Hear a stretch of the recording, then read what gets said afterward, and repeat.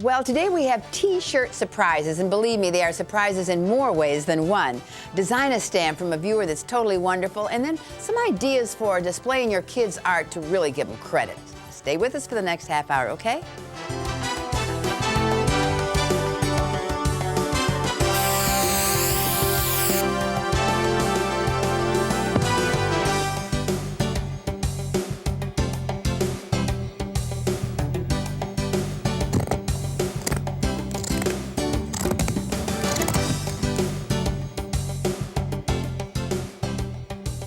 Well, it all started when we received from McCall's a copy of their little pamphlet called McCall's Creates T-Shirt Surprises. And they sent us some T-shirts and showed us how you could make a dinosaur out of a T-shirt and then do something with this afterwards. I looked at it, thought it was absolutely darling, and they sent a whole bunch of these things, but I said, no way can we do this on television. No way, no way. Well, and then Christy, our TV reviewer, picked them up and said, oh, yeah, and well, look what she did just in one morning. Yeah. Under the sea. All right, don't rub it in. So you did it. I did it. So tell us how. Very, very wonderful craft. I love these for kids. You did your own? I did my own. This is a snake. This was a snake. When you rolled it all up? Then when I rolled it all up, I make it and I paint it, roll it all up, undo everything, and then it becomes a snake. So let me tell you how to do this. Okay. So wonderful.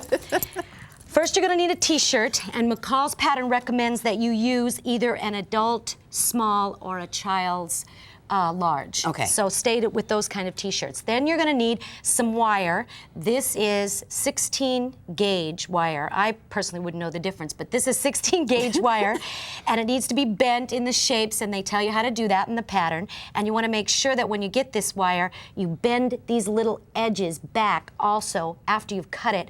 That way you won't catch your T-shirt. Using a needle nose pliers, I'm sure. Oh, absolutely. Okay. Needle nose pliers, yes. Anyway, then you want Chanel pipe cleaners also. They could be cut about this length. I don't know what it is. 4 inches, something like that. And then you're going to need these paints, these wonderful Liquitex metallic fabric paints. Okay. So those are the things that you'll need. To get started, take this T-shirt, lay it out like this on a table, just like I'm going to do right now. Just lay that table out. And you want to find the bottom of the T-shirt. So here it is, and right in the middle, that's where you want to start. You've got your wire. You've bent it in the shape that they tell you to in the pattern book. Which is sort of like an S that keeps going forever. I don't want to say what it looks like, but it looks like the S word, the snake word, which Ellie hates. But anyway, okay. So then you take this and you wrap that end of the T-shirt that I just showed you to get, that middle part of the bottom of the T-shirt right around there to make a nose of the dinosaur. Once you have that nose looking like a nose to your satisfaction by squishing the T-shirt or twisting it, you take that Chanel and you move it right around and you hold it like that. Now, step to the next one. Let me show you what I did here. You just keep going like that by grouping your T-shirt together, molding it, grouping it, molding it, grouping it, and taking those Chanel wires and twisting them around like that. Now you've got the neck. See the neck? Oh, absolutely. I know that was a dinosaur like that. That is a dinosaur neck if I ever saw one. Either that or a reindeer. Exactly. Okay. Now you want to do the tail. The tail is the next thing. Okay. So you have to go to the neck of the T-shirt. You come up to the neck of the T-shirt, you find your end wire here, again, you wrap that around like that. Now the wire's not in the T-shirt, it's on the underside. It's on the underneath side. Can you see that, Carol? It's underneath there like that. Okay. All right. And again, I'm going to make the tail. And the tail on a dinosaur, oddly enough, looks very much like the nose on a dinosaur. Oh, really? So we're going to do the exact same thing. You bunch it like that and put your little Chanel wire around. You can see I've got one here. Now we've got the neck.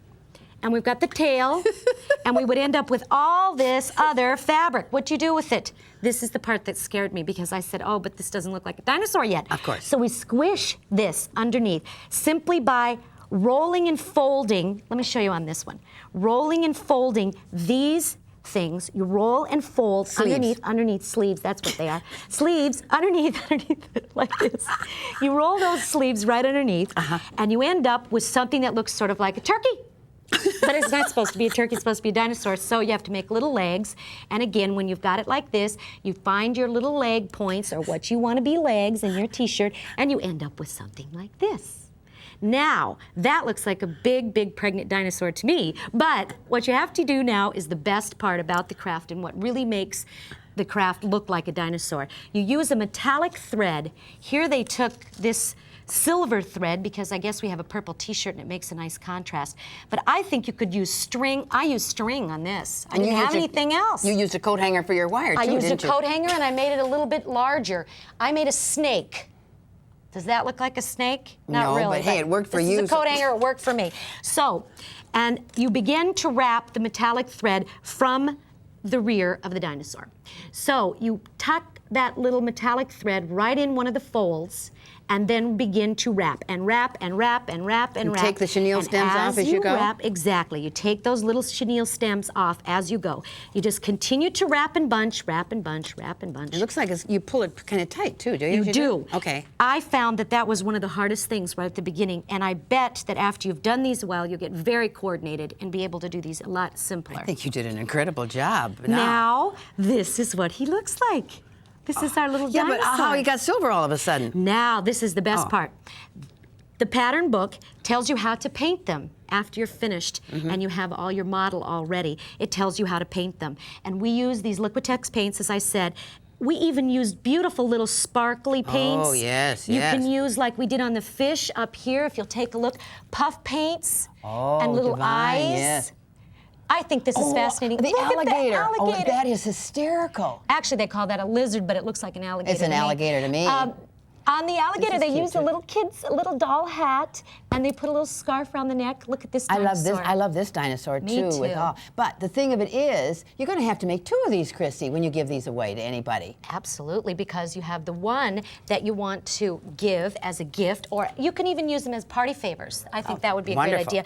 Look how they look when they're opened up. You give this as a gift or a party favor. The child has oh, thanks, Carol. The child has a wonderful T-shirt that looks just like this, a tie-dyed or designed T-shirt look with fabric paint, and a dinosaur to go with it. I just love these. You're going to have to make a snake to carry along when you make your Exactly. your I'll have to have a snake wrap around my neck. The S word. We have to say the S word. We can't say snake. Ellie hates snakes.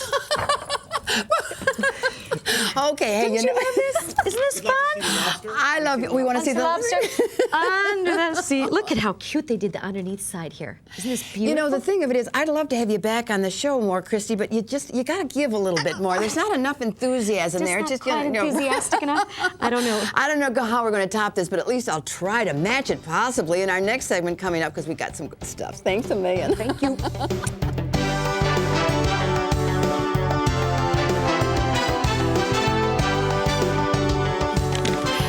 I guess we all know by this time how popular rubber stamping has become. I didn't think there was room for any new ideas, but believe me, at a recent art fair, I did see some new ideas. At least they were to me. Look at these wonderful cards. Wonderful decorations. You could even use that around a room. Look at this. These are just small samples of the gift wrapping paper you could make, or decorated bags, or whatever. Stationery. How about this? These bold block prints. And you do it yourself. You can design them and make them with a little kit like this, or you can buy all the individual pieces and however you want to do it. Here's the way it goes. You start with a piece of paper and you do your own design.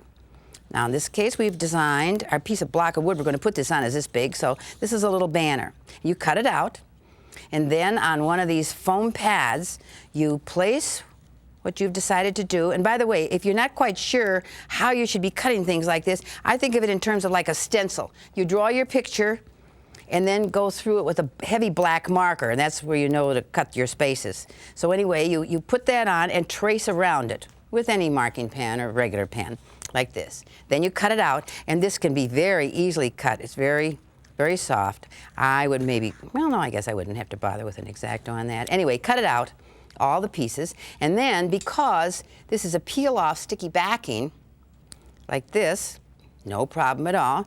You put it on your little piece of wood. Now, these little pieces of wood, I'm going to put this way, you can, of course, come up with yourself in the lumber yard, or you can buy these, too. They come either in the kit or individually. So you finish up your whole little stamp, and you can do other wonderful things like letters. When you get really good, you can do that. But if you don't get really good or you don't want to, you can buy the letters individually, too. In fact, you can buy little designs like these. There you'd have actually 2 designs, like the negative and the positive. Then, of course, as I said, you can make your big stamps like this. You can make little stamps like these, or this is another, like a little kid's rolling iron. rolling pin. Where am I? I haven't used one in a long time, obviously. Anyway, stick them on. See, here's this little pattern that we had here, around here, and roll it on. Okay, so now, what do? Let me show you. You can do it all black like this, or all red, or all yellow. You can do them like this using coloring pens. And they don't have to be, we discovered, the really, really expensive pens that you usually use for rubber stamping. These are just watercolors. You can even make designs in your letters with scissors, with an X-Acto, with pins and everything, and get letters of this type. Here, let me show you. Look at this wonderful little design, which I dearly love. So here we are with just our kids' watercolor Crayolas. In fact, I think I'll make this very, very colorful with all the different things. I didn't know that these pens would work all this well, but they seem to, at least on the ones that I tried. It worked. Put a little purple center in there. Let me see. Oh, yellow. Okay. I know that people that don't do rubber stamping think, my gosh, that takes forever. But you know, you get into it and it doesn't seem to. Let's see if I did that. Okay. There you go. Isn't that fun? I think these are absolutely terrific. They are so simple, and with a simple little design, the things that you can do, and the cards, as we showed you, and the stationery and everything, they have their own little company, but they are going into some of the stamping stores across the country. So you might check with your local stamp store and see if they're there. If not, well, you'll know who to call. And you know where to stay tuned, because we're going to be back in just a minute.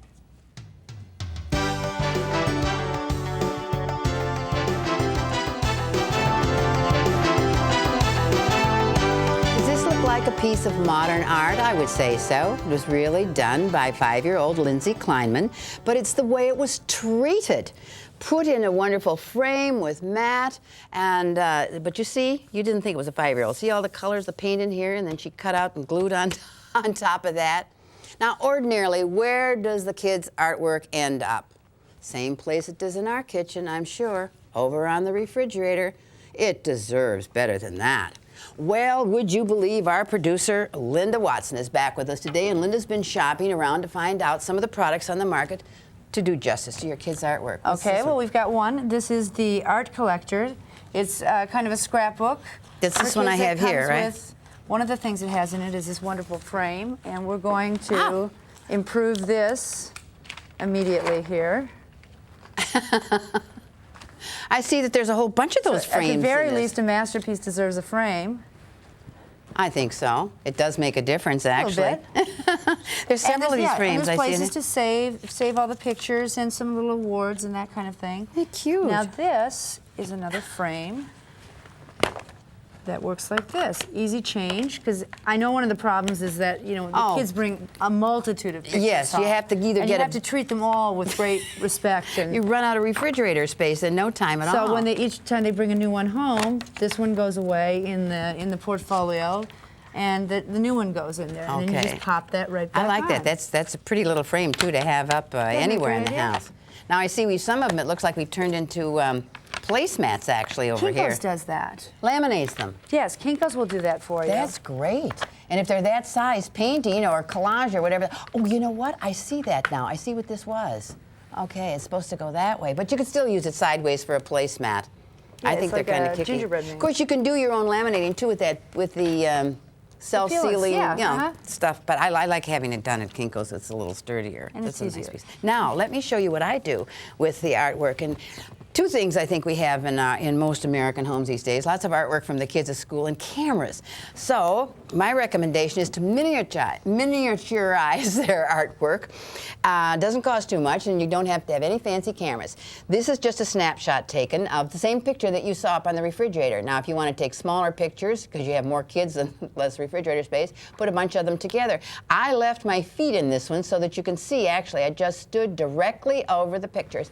And you can get an idea of how big those are going to be as you're looking through your viewfinder. You can figure it out. You really can. Okay. Now, one thing you have to be sure of, you stand directly over them and shoot straight down so that you have straight up and down and sideways lines. Otherwise, if you stand at an angle, that's what you're going to get, a picture that's going to work like that. No good at all. So, these do not go in the photo album. No, you take them and you cut them out to maybe, you know, a little bit this size around the edge. Then use some of this magnetic sheeting. that you should be able to find. Sometimes it's so hard. It's really hard to find. I know. I keep calling these companies. There are a number of companies that they can say, get this into the craft store. People like this. Just be sure. They have colored sheets, but this is what you want. You want the one with high tack. They're 5 by 8 inch sheets. They come with project sheets sometimes. Anyway, you peel off like this. You peel off just a little bit. Stick your picture on there. Does that mean high tack means you have to be really careful and get it the first time? Well, yes. This you could probably pull off, but it's better if you get it right the first time. However, we cut it after I put it on.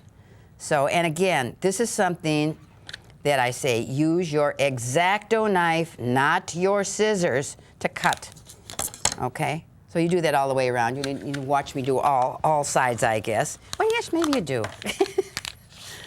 Anyhow, yeah, that's fun with your ruler on there. But you can see I'm not peeling the whole thing off because I'm not using the whole sheet. Thank you, Linda. Right now. Okay. Go around. Well, those are the little things that can happen. Do this side too. Here's one that I have already cut because now, especially if it's a dark picture, you can enhance it by framing it. And all you need for this is an emery board. And if you go like this, I think you can see before your very eyes. Yes. And it really does, I think, sort of put a finishing touch on. Now, don't tell me what made me think of taking an emery board to a photograph. I don't know. And if you want it to be a little sturdier than this, you can put it on a piece of cardboard or poster board first. And these not only can go on the refrigerator, and we'll show you our refrigerator, mine right here, full of the photographs and the snapshots. See how many you can get? You can get the whole year's supply of all the kids on one refrigerator. But if you put a cardboard backing on it and then glue on a safety pin or a pin backing, you can wear it on your lapel. Now I have to show you one of my favorites. The other thing you can do is just have it framed really nicely. Matte board, the whole bit. Oh, this is one of my favorites. I love that one too. Bertie Bartholomew did this. And only a child could come up with this line. Green and blue striped wild things dance. Isn't that great? I think it's marvelous, and I think that the matting that you did on it and the frame is wonderful. Well, it deserved too, Linda. it. It sure did. Okay. Thank you. This was kind of fun. And we'll be back.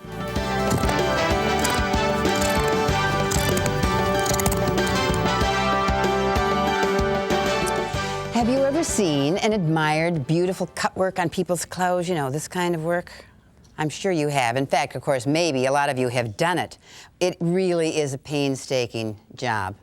It's a pain is what it is. When you have to do all this needlework here and then, of course, very, very, very carefully cut out the inside so that you don't ruin any of the stitches that you just carefully took.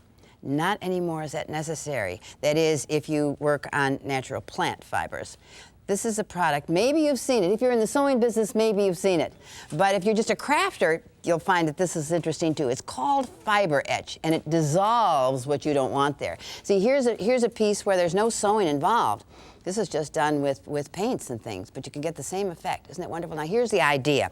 Because it works on and dissolves plant fibers, you can take a piece of fabric that is 100% cotton, or ramie, or linen, or rayon. Put your design or do your stitching. In this case, it wasn't even stitching. This was just some iron-on felt numbers. Okay, now you take your Fiberetch. This is not the way you would use it at home, because at home, first of all, you'd snip this open and you would have gloves on. This has a lot of irritants in it. You have to be very careful, and you do not have the kids anywhere around you when you use it. But very carefully, you will go around and you will fill in this area that you want to disappear. Allow it to dry, and after it is dried, then you press it with an iron. All the directions are right on the container. Until, I think it's set at the wool setting, until it begins to turn brown. You can see that. Yes, you can. You can certainly see it on the back, okay? Then you rinse it off, and voila, look at what happens. All that inside you didn't want disappears. Isn't that great? Here's somewhere I have a little blouse. I had a little blouse. Here it is, a little blouse. I'm losing my jacket here. Okay, to see how this is used on a neckline of a piece. Isn't that pretty? Oh, now look at this. Talk about pretty. I said that it only dissolves natural plant fibers. Okay, here was a linen vest, and all the stitching was done, but when they did the stitching, underneath was put some organza, which did not dissolve. So when the Fiberetch was put on, only the linen went away, and you see the organza underneath. Now, here's another way you can get something really interesting. If you use a fabric, use this on a fabric that's a blend, part linen and part silk, say, for example, which is not a plant fiber. And that's what this is. And you put it on, so you see all the linen disappears, but all the silk stays. Fascinating, isn't it? I may almost take up sewing, for heaven's sakes, just so I can do something with Fiberetch, or else get very fancy with my crafting. Anyway, it's on the market now. Okay, hope you'll join us again when we're back again with more good stuff in the craft line. Bye.